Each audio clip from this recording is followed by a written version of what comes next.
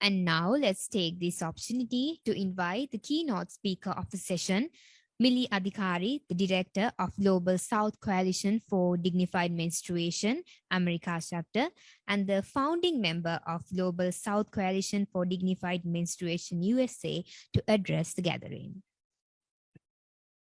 Thank you so much. Good morning, good evening, and good afternoon to all organizations, stakeholders, and each individual person in person and Zoom to celebrate this 4th International Day of Dignified Menstruation. Thank you for being here. I'm incredibly humbled and honored to be here today as the Director for Global South Coalition for Dignified Menstruation North America chapter and founder, delivering this keynote speech in this renowned international conference when really just back in 2018, Global South Coalition for Dignified Menstruation was just an idea and a dream to unite and collaborate in coalition with the international menstrual movement, from organizations, governmental agencies, and individuals to transform the menstrual movement to center dignity as the mechanism for dismantling the misogynistic and patriarchal, structural, institutional, and interpersonal beliefs and behaviors that discriminate against menstruation and menstruators. My story began there, where with this epiphany of dignified menstruation, I began to understand the insidious nature of menstrual discrimination and how it bled into every sector of our lives, seamlessly weaving the power dynamics between menstruators and non-menstruators and upholding the fabrics of patriarchy and misogyny. It has changed the way that I view the world, my clinical practice as a medical student and future doctor, my advocacy as a menstrual activist and educator, my work as a birth worker, and myself as a menstruator. But our work didn't just begin in 2018. Our work originally began more than 40 years ago in Nepal. Initiated by Radha Paudel, our founder and pioneer of dignified menstruation, who started her advocacy as a response to her personal trauma resisting menstrual restrictions. But our story isn't alone. It is a story of many people who menstruate. The history of menstrual discrimination dates back even further than that, with evidence of discrimination in all religious texts, going from Hinduism, Christianity, Islam, Judaism, and more, condemning blood as impure, dirty, and sinful, thus implying the people who menstruate as sinners, inferior beings to their opposite, the people who don't menstruate. These misogynistic notions then translated into wider social beliefs, values, legislations, and actions around menstruation and the menstruator. How is the blood that is the only blood not born from violence the one that is the most hated? Globally, menstruation is really a stigmatized condition, as defined by an abomination of our bodies, blemishes in our individual character, and tribal identities or social markers associated with a marginalized group, so less than. See, in the beginning, we also were working in menstrual hygiene and menstrual products, as those are important components of menstrual equity. But as we were consistently working, we realized that these things are important, but they're merely symptoms of a deeply rooted problem. We're not addressing the true human rights violation, the right to dignity.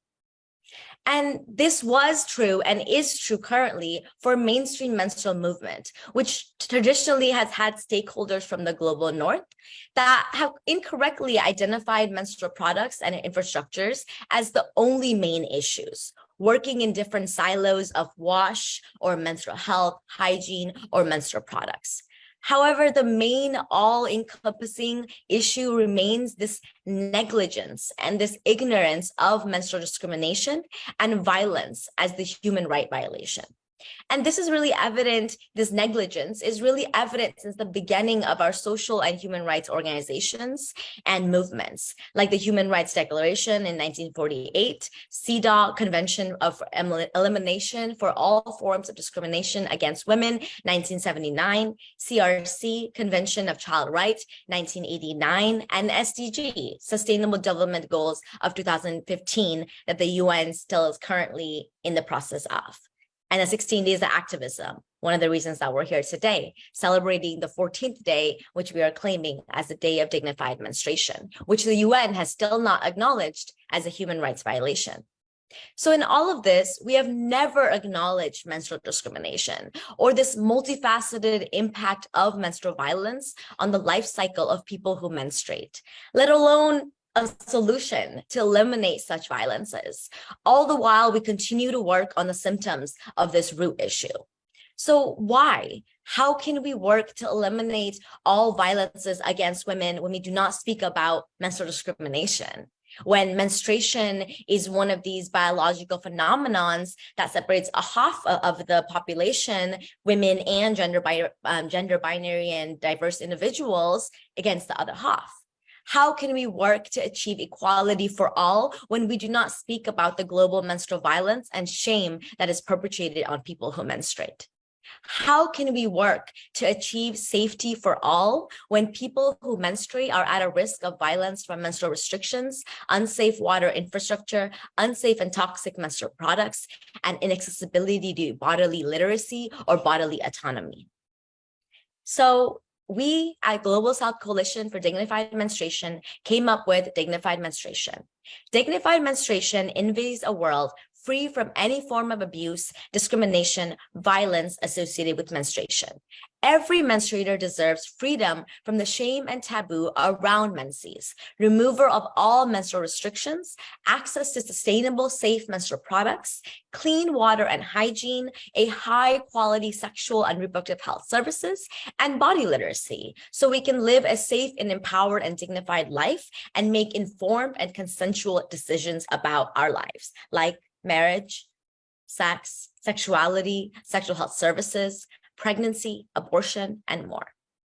So now that we've established that menstrual discrimination is this human rights issue that is constantly neglected and ignored and hidden, how about this relationship between child marriage and menstrual discrimination and the idea of dignified menstruation as a solution to child marriage and other gender-based violences? And, when I was really thinking about it, this question is actually so perfect because it shows us exactly where the menstrual movement has failed. Child marriage is defined by marriage before the 18th birthday in almost all nationally accepted definitions. And this is a globally recognized human rights violation, which disproportionately impacts young girls and gender diverse people who menstruate. And this is, due to the fact that while child marriage does impact both of the parties, there is a disproportionate impact and number of young girls and gender diverse individuals who menstruate.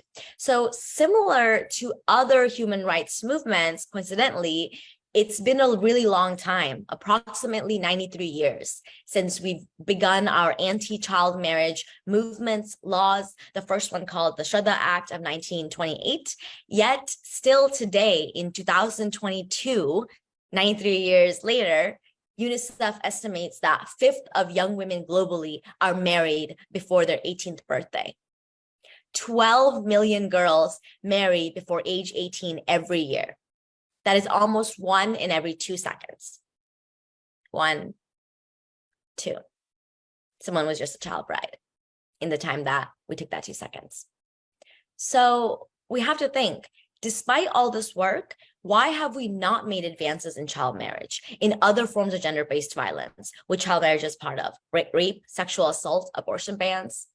We found the answer in really dignified menstruation. Dignified menstruation sheds light to the missing piece, the absence of dignity and what that does to one's self-esteem, empowerment, decision-making capabilities. Through countless research conducted, community outreach, conversations with menstruators, publishers of book chapters and books, through Global South Coalition for Dignified Menstruation, we know that menstrual discrimination is actually both a product and a driver of gender-based violence, which child marriage is an example of. The negative societal beliefs, values, perception, and behavior surrounding menstruation severely impact menstruators' psychological mind state, self-esteem, and self-empowerment. This impacts their ability to make informed, consensual decisions regarding their own bodies and their own lives. So how can we expect young women to say no to child marriage, to unconsensual sexual advances, when we teach them to stay silent about their bodies, their menstruation? When we teach them that their bodies are dirty, impure, and subject to control from the greater society, and that we must never speak about it. This complex intersectional impact of misogyny, patriarchy, classism, ableism, and other social discriminatory lenses have marked menstruation as a taboo. And thus, people who menstruate are indignant and are subject to control, which make them vulnerable to gender-based violences like child marriage, rape, sexual assault. For some, this results in premature death in form of sex-selective abortions, when the female sex is discovered. For others, it is early marriage that is forced or coerced. For many, it's countless menstrual restrictions, both visible and invisible.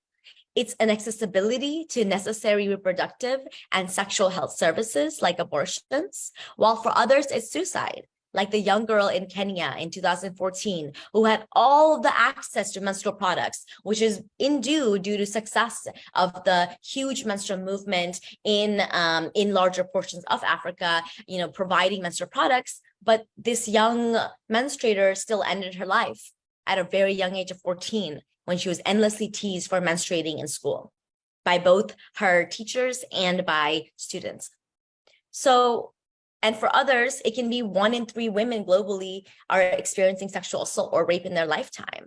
So we really have to think about what it means.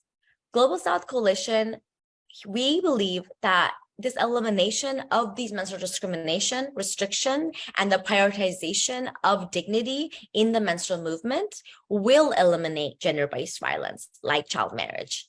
However, as we are in evidence of, organizations working on child marriage or any other gender-based violence still do not recognize menstrual discrimination as a human rights violation, let alone a driver of gender-based violence. And this in part has to do with the fact that resources are not contributed to menstrual equity or to the idea of achieving dignity. And so when you have larger entities such as the United Nations now recognizing menstrual discrimination as a human rights violation, other entities will not follow suit. So continuing to prioritize these different areas in silos like menstrual products or infrastructure without addressing the menstrual stigma or shame will inevitably just reinforce this idea of impurity, dirtiness, and stigma around menstruation. And the psychological impact of low self-esteem, the lack of bodily knowledge or empowerment, the lack of agency, and the lack of bodily autonomy will lead to higher rates and disproportionate rates of sexual and reproductive health conditions, barriers to care, and vulnerability, again, to gender-based violence. So we urge you within your organizations and governments and individual work to adopt the dignified menstruation movement into your work and into your life. Dignified menstruation can be used as a multifaceted tool to mitigate the many layers of menstrual discrimination and its associated consequences.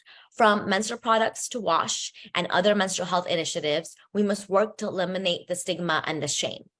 Menstruating people are trained from early on through observation of other menstruators to hide menstrual products, to hide their menses, never speak about their menses, menstrual issues, or health concerns because of this deep shame and stigma around their bodies.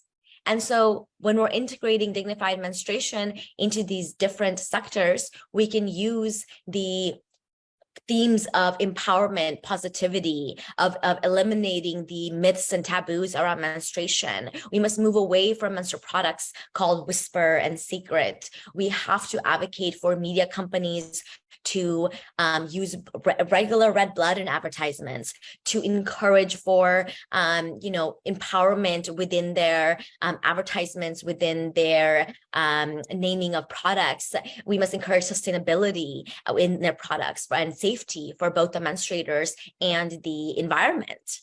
So people, because like we said, people who menstruate learn to internalize the stigma and project the inferior, less than, dirty, shameful, and impure beliefs around menstruation to themselves. So by implementing dignified menstruation in every sector of menstrual and gender-based violence advocacy, we break the traditional siloed approach because each sector is intersectional and they are not separate. And the layers of violence are often compounded in the individual. And so we break the silence of menstruation when we talk about it in every sector, when we talk about the silence, when we talk about the stigma and the shame, no matter which sector we are working in.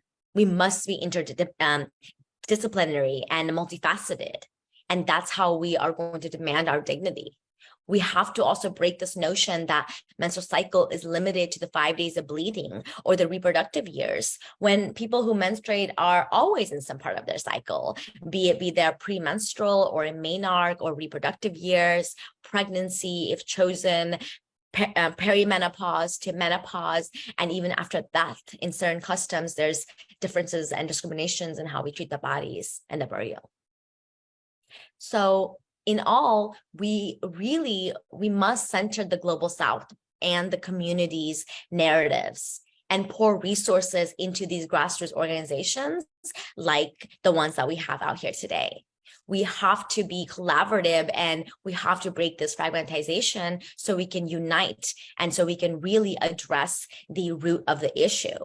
And in such, we need to integrate these principles into all of the policies and legislations at the local, national, and international level.